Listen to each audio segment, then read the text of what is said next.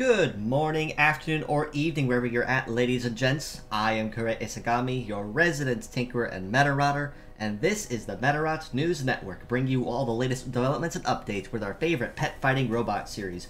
Now, this week in particular, there isn't a whole bunch of new content per se, given that a lot of the events that are to unfold basically were announced last week with the initial release of the Full Metal Panic collaboration. So pretty much all the bots and most of the event rewards and such that we've already heard about are pretty much, if they have not gone live this week, will of course be going live this week. But of course, despite this, we still do have a pretty fair number of surprises mixed in, not just with this week's usual video on the official channel, which just to briefly mention, is celebrating their 200th episode ever since officially launching on the official channel on their end, to highlight weekly news about Medarot S or anything related to Medarot, but also a couple things mixed in that I wanted to highlight as well on my own personal channel and things I wanted to try. But more on that as time goes on. That being said, let's go ahead and jump right into what they did announce for this week that was upcoming or that will be going live this week. Starting up the line with the Gacha banners, Kashimless and Silvalile will be sticking around once again, so I will not highlight in detail just any major updates to them, but just to go over them briefly for sake of coverage, Kashimless or FMP0 has a kit of Commander, Survivor, Pile, Biped Legs, and the Holy Grace Leg ability.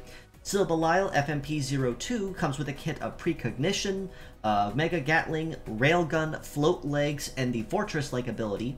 But this week in particular, we see the debut and launch of FMP01 Urzatine with a kit of Buff Trap, Power Rifle, Wide Break, Biped Legs, and the Double Edge Leg ability.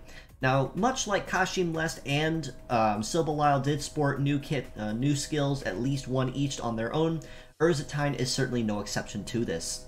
Just to kind of go over them briefly, think of Buff Trap essentially as Effect Clear, which can be very handy in niche situations, but this time instead as a setup skill, which will ultimately and very, very easily make a lot of passive aggression and a lot of teams that rely on buffs very difficult to manage those from going forward.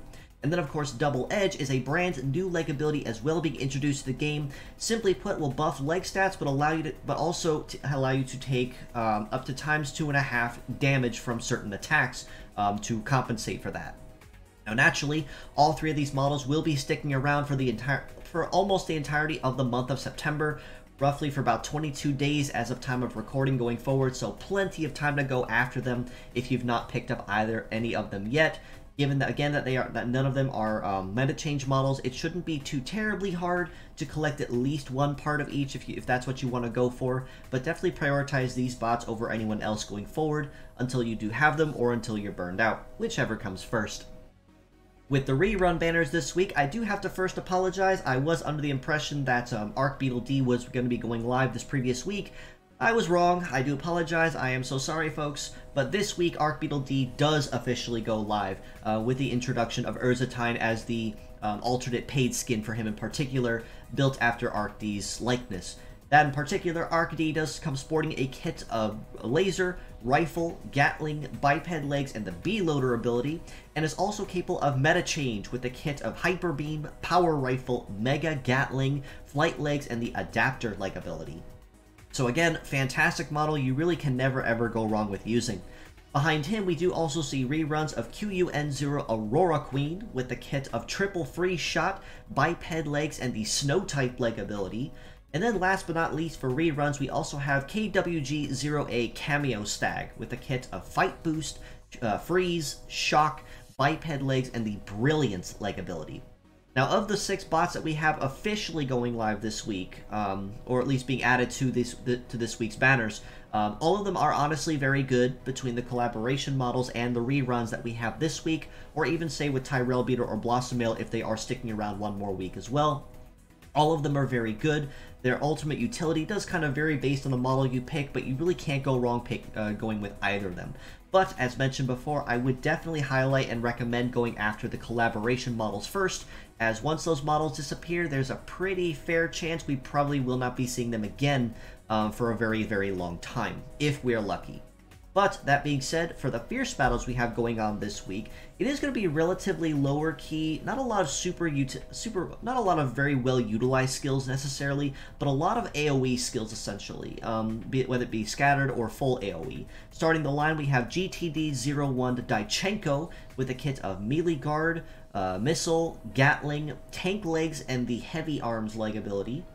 Behind him, we also have another returnee from Medarot Girls Mission, APL-01 Top Gunner, with a kit of radar sight, double missile, flight legs, and the aim ability. And then last but not least, yet another returnee from Medarot Girls Mission, making another rerun. It is OWL-03 Minarova, with the kit of laser, free shot, press, float legs, and the torturer leg ability. Now, even though they do have a lot of really scattered skills between the three of these models, I honestly do have to say they do have some pretty mixed versatility as well based on who you pick. Daichenko in particular, if you need melee guard as a quick and easy fix, tank legs with heavy arms you really can't go wrong with, as it's honestly one of the better leg abilities that you could use it with a tank to comp their low mobility, if anything.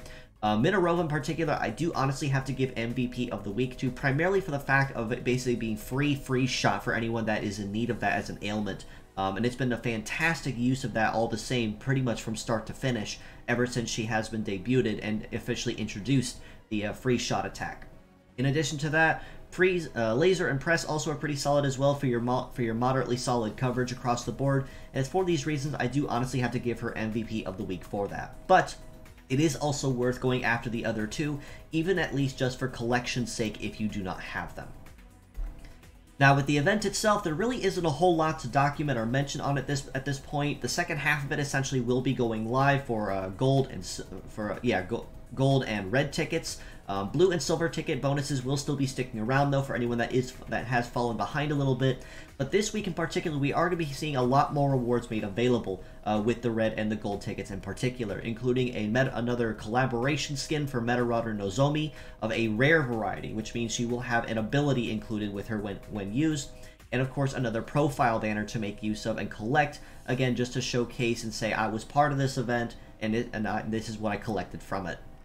Now, of course, with the event bonuses as well, of course, the rerun banners of Arc Beetle D, Aurora Queen, and Cameo Stag will give you a +3 bonus each per part for a ticket-based event, so maximum of +3 basically per bot, essentially. The Fierce Bottles, of course, will give you +1 each, and the highlighted Medarotters of Arase, Ibuki, and Nozomi will give you a +2 each. Of course, if you do actually manage to snag Urzatine or the collaboration Medarotters with the new abilities, they will give you a +3 for any part of Urzatine equipped across the team, and of course a +3 for collab Medarotter Arase, and +1 for collabs Ibuki or Nozomi, respectively. Once again, this event is ticket-based, which means mixed parts are encouraged. You do not want to use the full sets if you want to maximize your bonuses. Instead, spread load the parts across your entire team to maximize your bonuses across the board. That being said, say if you manage to snag Kashim Les or Silbelial for those silver tickets, you snag Urzatine for the gold, and you also snag a Medarotter and the rerun banners, you could probably cap a +3 or a +2 each of each respective ribbon just for the particular tickets per bot. Now, of course, with that, I do also want to highlight something else just as a personal thing. I did also notice that it came to my attention last night that I have officially reached 350 subscribers. I know to a lot of people that is not a lot, but to me, honestly, who never really thought that me and my tiny little niche corner of the internet would make it this far, I do honestly have to say thank you for all of your support, all of your encouragement, your suggestions, basically things I could do to make my recordings and my weekly episodes a little bit easier to digest, easier to recognize, things I could do to kind of clean things up a little bit, or even things I could cover in fairly recent. I do want to thank you for all of that. I honestly could not have made it this far without you, and I will continue to strive not just to continue highlighting things on the all things Medarot going forward, but I do also have a number of other things I would love to work on and reveal as more developments come about with those projects. That being said, a project of mine that I have wanted to start for a while now, I did attempt it once on Twitter, and it kind of fell flat, unfortunately, but I have cleaned it up just a little bit, and I wanted to start a new game, in particular with the comments, to generate some more engagement and interactivity with each of the videos, and that is a Build-A-Bot challenge. Those that have seen it on Twitter kind of already have the idea of what this is, but simply put, the rules are very, very simple with this challenge. Simply put, whoever starts a thread is going to be the first comment in line, and they are going to suggest a theme. This is particular like the theme or motif that the Medarot will come out as. This can be a bug, a beetle, a dog, a car, whatever you want to think of, or even specifically what you want to think of. This is what will start the thread. All preceding comments underneath that thread will also comment and further design the following. The second comment, of course, will be the gender of the model, which can be male, female, or gender N. Comment number 3 will be its combat mastery. So this can be anything or even a hybrid if you want to go into a little more elaboration, but do try to keep it as general as possible for sake of creativity. And then last but not least, the fourth comment on each thread will be the leg type. Now, you don't need to go into details on leg ability, it just has to be the type, and then everything else can work itself out. Now, the other rule with this challenge and this game is that all members are only allowed one comment per thread. Which means if you start a thread, you cannot comment in your own thread, but you are free to comment in other people's threads to help kind of solidify ideas. Now, if you find that there's a thread already been made, or you can't fill one in, make a thread. There's no reason not to, and I'm more than certain that people would be more than happy to comment on other people's threads and kind of create their own ideas of what Medarots could be. Now, what will I do rather with all this information, you ask? I'm simply going to draw them. Why? Because I'm partially bored. Partially.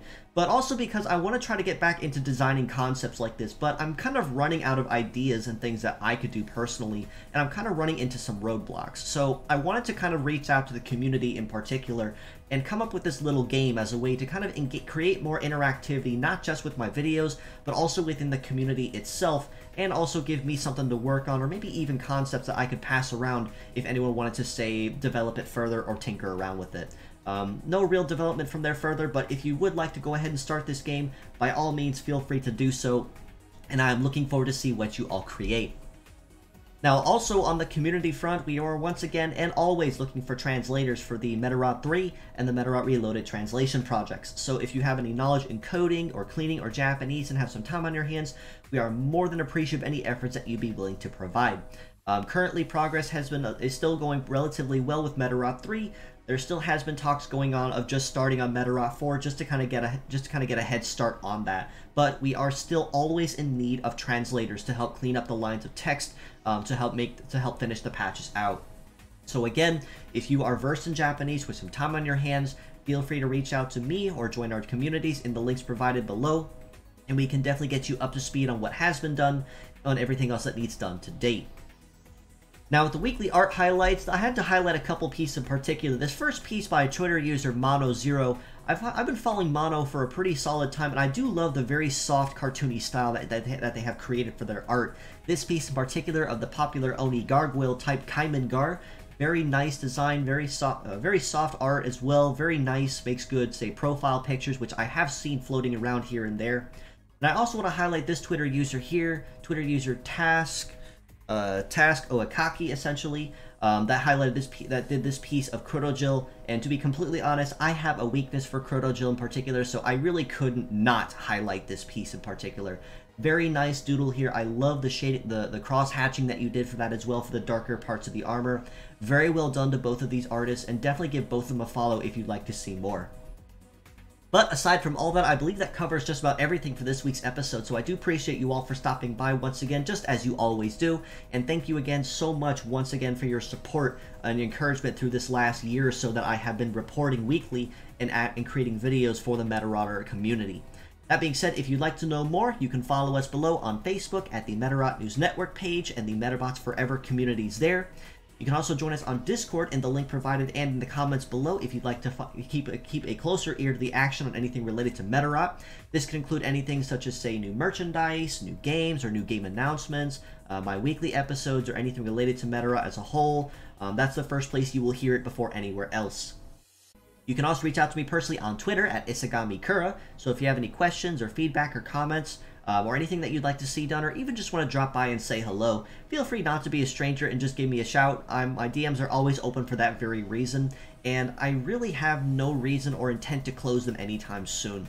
On that, I do also want to mention I probably should start highlighting other stuff besides Medarot I'd like to do, such as, say, gaming streams or even just game recordings. So if you would like to maybe collaborate on that, or maybe have toss around some ideas, I would love to hear them as maybe something we could coordinate in the future, not just for this channel, but also just to kind of spread word around and have fun with other friends. On the topic of other friends, I would also like to highlight these two friends of mine as well.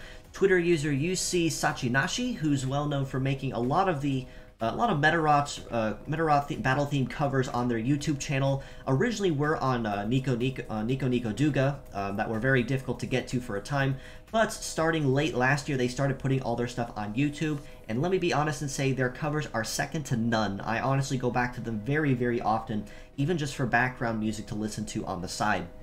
And then, of course, I do want to also highlight my buddy Vector Spaceman on Twitter as well, who recently highlighted the new debut of their new model going forward on their channel and their show. So congratulations, Vector, if you are watching this for your new reveal and your new model. I do hope that you have a lot of fun with it and look forward to seeing more of your streaming with it going forward. That being said, I do believe that covers everything for this week's episode, so I do appreciate you all for stopping by once again, just as you always have. So that being said, thank you all for stopping by. This is your host, Kura Isagami of the Medarot News Network, signing out.